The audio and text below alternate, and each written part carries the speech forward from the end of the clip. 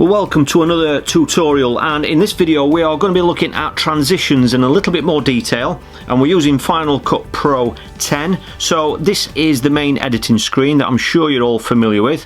I'm just going to drag a nice clip into our timeline, and there we have, we've got a nice little clip of somebody drawing a building. Beautiful, very, very nice. So transitions, they are basically elements that you put in between clips so that you can either cover time lapses with them, or it could just be a smoother transition between two different scenes. It just makes your video a lot more smooth, a lot more understandable for the viewer, because sometimes it's nice to have some sort of a transition between two different scenes. So let's cut this clip in half. So all we need to do is go here to the blade tool, and I'm just going to cut that. I'm going to cut it there. Okay, so now we've got two different clips. Okay, obviously still connected. Right, the great thing in Final Cut Pro is if you're not sure what all these icons mean, then you can just simply hover your cursor over the top of each one, and that will give you a reminder as regards which and what each one is for. So transitions is right over here on the right. If you hover over it, show or hide the transitions browser. Just click on that once and that will open up the browser. Now we've got lots of transitions that are already they come part of the package with Final Cut, but you can actually go out and buy extras if you do want to add to your collection for whatever reason. So they are readily available online. So some of these here that you might see have been purchased after my initial purchase of Final Cut. So as you can see there in the bottom right hand corner, it's telling us there are 410 different items in this browser. So they are all different types of transitions. Okay, now down the left hand side here we've got them categorized, okay, and they're quite well categorized by the name. Basically all the ones that are in blurs or under blurs refer to them as being of some sort of a blurry nature. So if we get our cursor, another great feature about this package is that if you just hover your cursor and move it across each transition, if you look in the main video edit screen, it does show you a preview of what that transition will look like, which is great. I think that's a really nice little feature. So as you can see, as I'm moving over each one's got its own different style, and as you can see we've got loads of different categories here. We've got the dissolves, I think they're the ones that are purchased online at a later date. We've got lights, movements, objects, and as you can see there's so many different styles. Okay, now each style has got its own name, so as you get to use Final Cut, you obviously inevitably are going to get to know some of these names. And another key feature is this search bar down here in the bottom, okay, where the magnifying glass is, where it says search.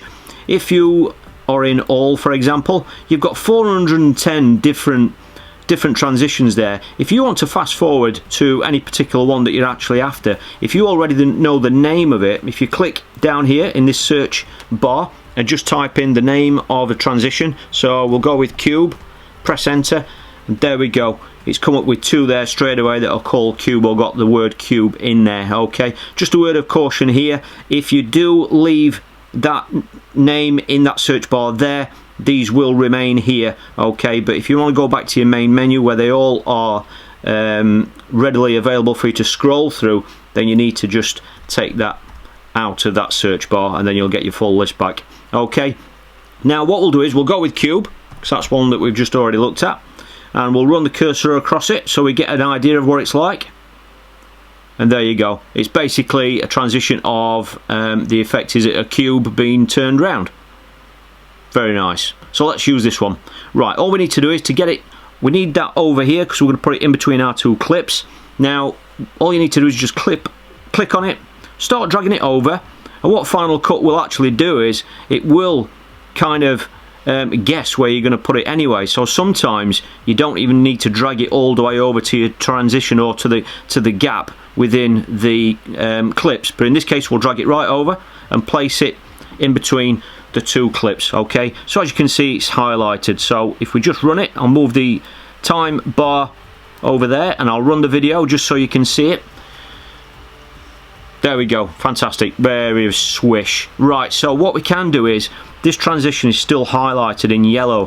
One of the features and one of the things you can do is that while ever that's highlighted there, if you look in the top right hand corner, we have got our own little menu here just for this particular transition. Okay, now the first thing I like to do, or one of the things I like to do, is more often than not I like to alter the speed of the transition itself. So as you can see, that's nice quick, and to be quite honest, with the clip that we're actually using right now, that is quite, you know, quite an effective speed. But if you do want to change it, you can just, if you highlight it, hover your cursor over it and right click, there you see you've got another menu there, change duration. So if we click on that, this area here, this timeline here, or this timer, is actually highlighted now, and we can see that it's already set at 1, and we can change that to either a lower number or a higher number, and that will determine the speed of the transition. So in this case, we'll change it to 4. Okay, press enter, and as you can see, this is now much bigger now, and that's because we've changed the duration. We've made the duration longer. So as we move that back and play through it, it will show us the transition in a much slower speed. There we go. Okay, really nice and simple.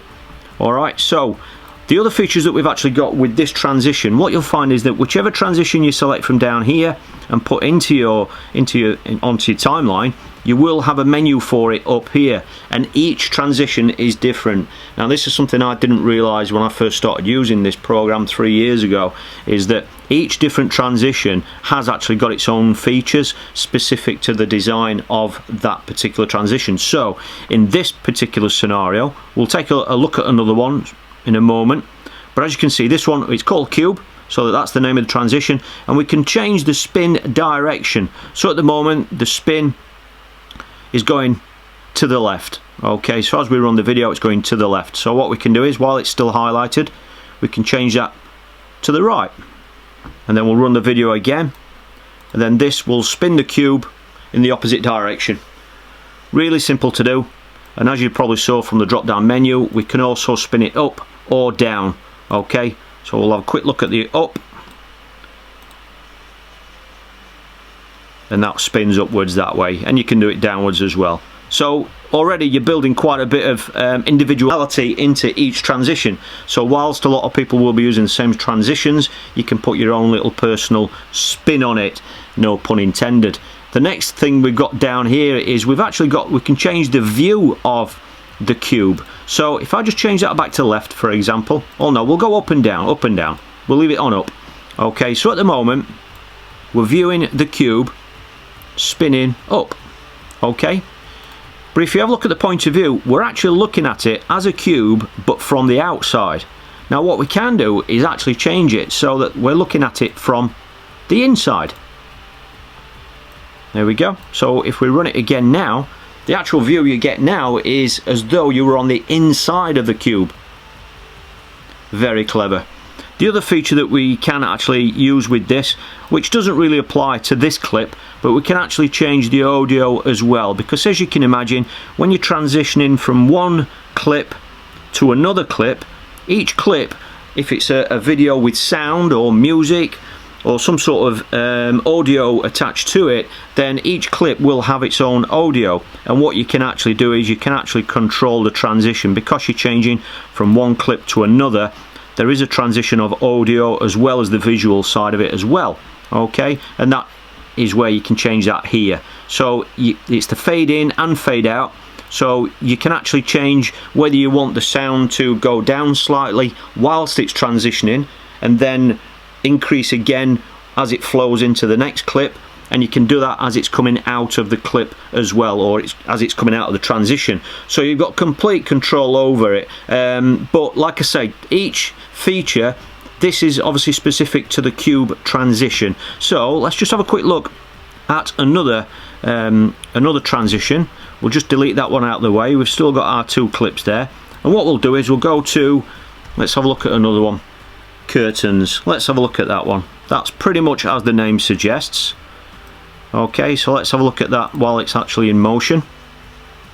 There we go, we've got curtains closing and then opening again on the next scene, and once again we've got its own specific criteria up here. So it's got the name there, curtains. So curtain colour, as the name suggests, we can just simply change the colour of the curtains.